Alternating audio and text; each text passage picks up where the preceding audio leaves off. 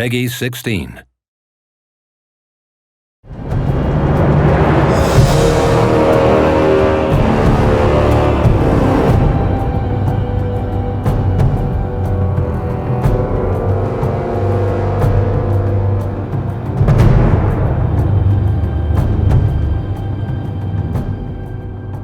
Immortal Realms gameplay is this empire-based overworld mode where you're traversing the world and you're exploring while capturing provinces and utilizing the buildings in these provinces to establish an economy of yourself.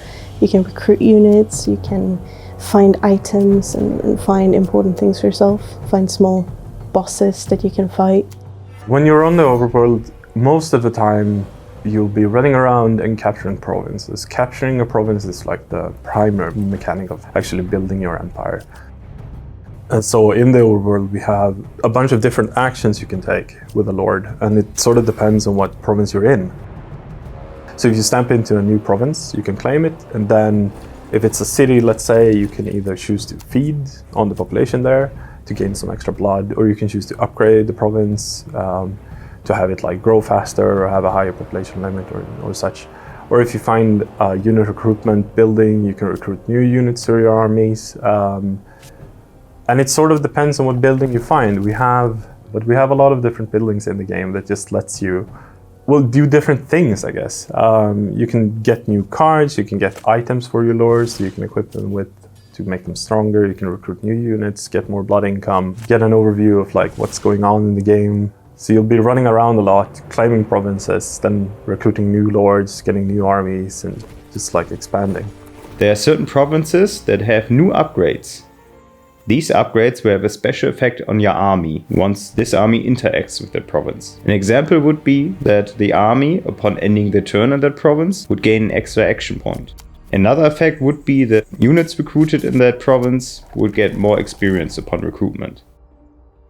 If you're fighting in the campaign, you will have one central lord that the game surrounds, and that lord will, depending on battles and how they interact in the game, what kind of provinces they take, or if they manage to buy cool stuff for themselves and so on, they will gain experience. And these experiences are kind of like a tech tree in the old school kind of strategy games, where you'll be able to upgrade your lord or increase your economy and do a variety of things.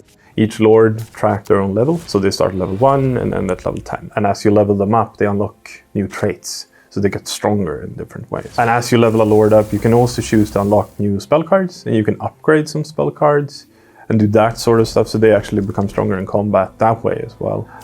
Your clan also levels up. You have legacy points, as we call them, so that as you play the game, you gather XP, you have a little bar, your clan levels up, and then you can open that up and it's a whole tech tree where you get to choose your way of playing this clan.